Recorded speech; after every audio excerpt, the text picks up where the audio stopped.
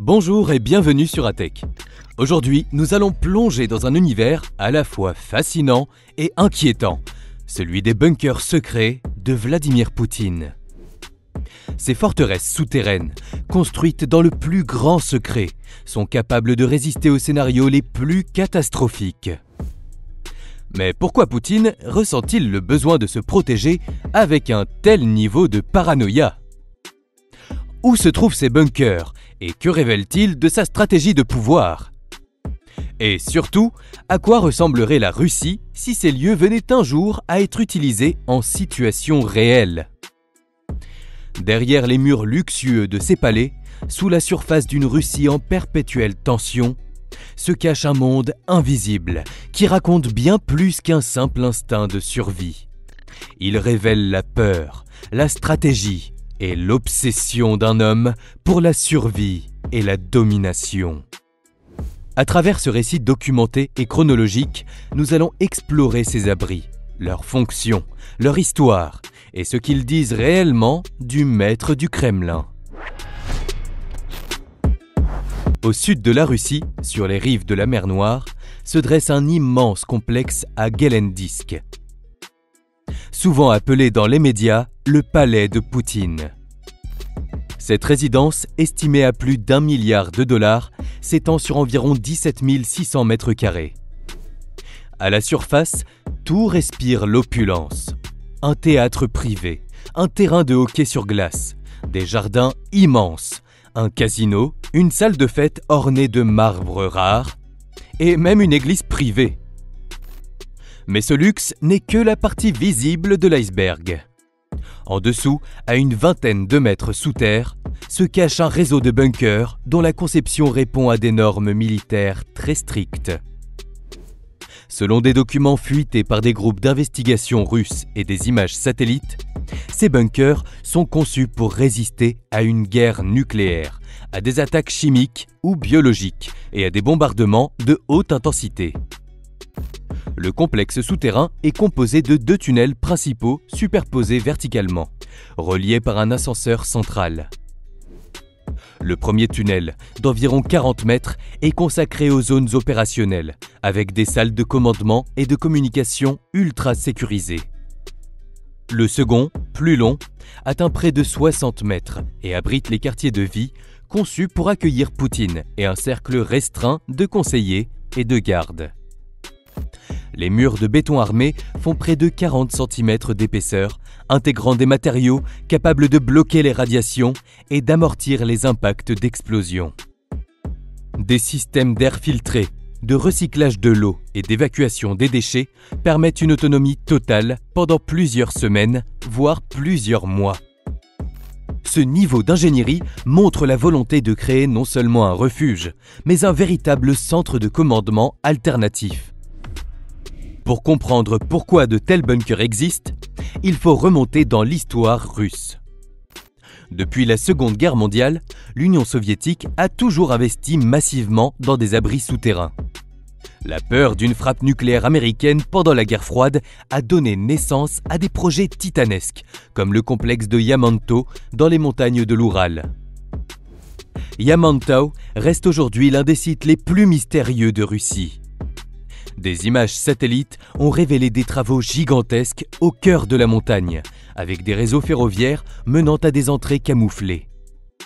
Officiellement, Moscou n'a jamais reconnu l'existence d'un centre de commandement souterrain là-bas, mais plusieurs témoignages d'anciens militaires confirment qu'il s'agit d'une base conçue pour permettre au gouvernement russe de survivre à une guerre nucléaire prolongée. Cette logique de protection a perduré bien après la chute de l'URSS. Lorsque Poutine arrive au pouvoir en 2000, la Russie est affaiblie, mais les souvenirs des années 90, marqués par l'effondrement de l'État et des révolutions dans l'ex-bloc soviétique, influencent sa vision stratégique. Pour lui, la sécurité du pouvoir ne peut pas dépendre uniquement du Kremlin à Moscou. D'où la création d'un réseau de bunkers répartis dans plusieurs régions stratégiques.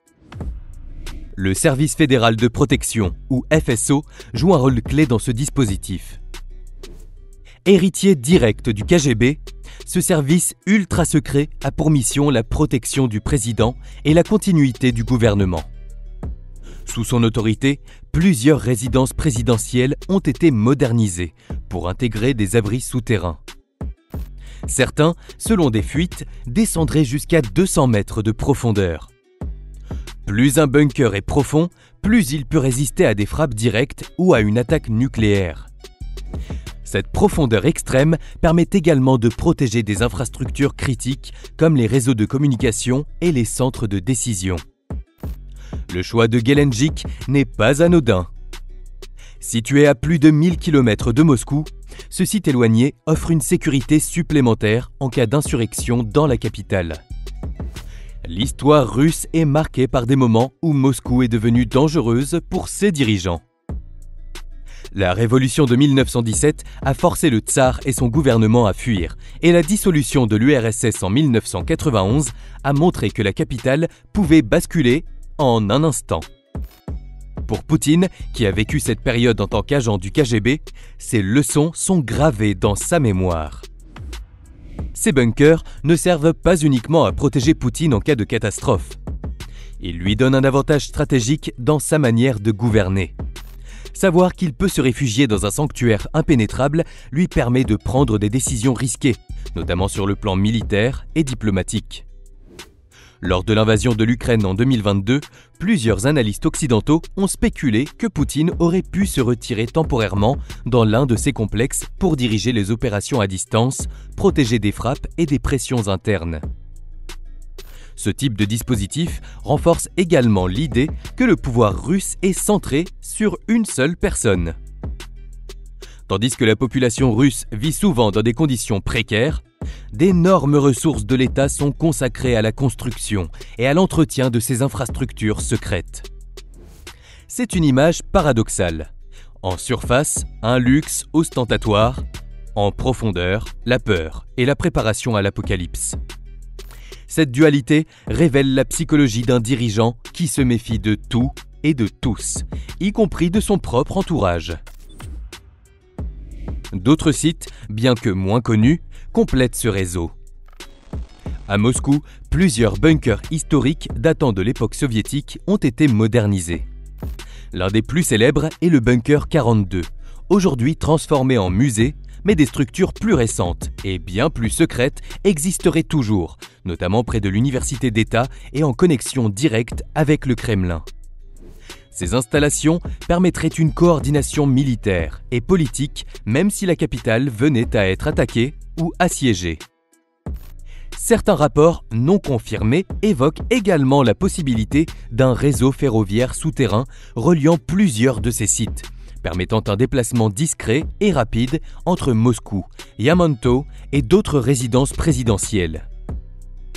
Bien que cela reste spéculatif, l'existence d'infrastructures ferroviaires militaires secrètes est documentée depuis l'époque soviétique, ce qui rend cette hypothèse plausible. En conclusion, les bunkers secrets de Vladimir Poutine ne sont pas de simples légendes.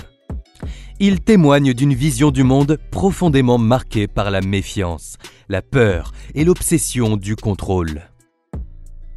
Ces abris révèlent une stratégie à long terme, où la survie du dirigeant est liée à la continuité de l'État russe lui-même. En préparant ces forteresses souterraines, Poutine envoie aussi un message au reste du monde. Quoi qu'il arrive à la surface, le cœur du pouvoir russe restera à l'abri. Et vous, pensez-vous que l'existence de ces bunkers pourrait influencer les décisions géopolitiques de la Russie et du reste du monde? Partagez vos réflexions dans les commentaires. Vos opinions nous aident beaucoup. Si cette plongée dans l'univers souterrain de Poutine vous a captivé, n'oubliez pas de liker cette vidéo, de vous abonner à la chaîne ATech et d'activer la cloche pour ne rien manquer de nos prochaines enquêtes.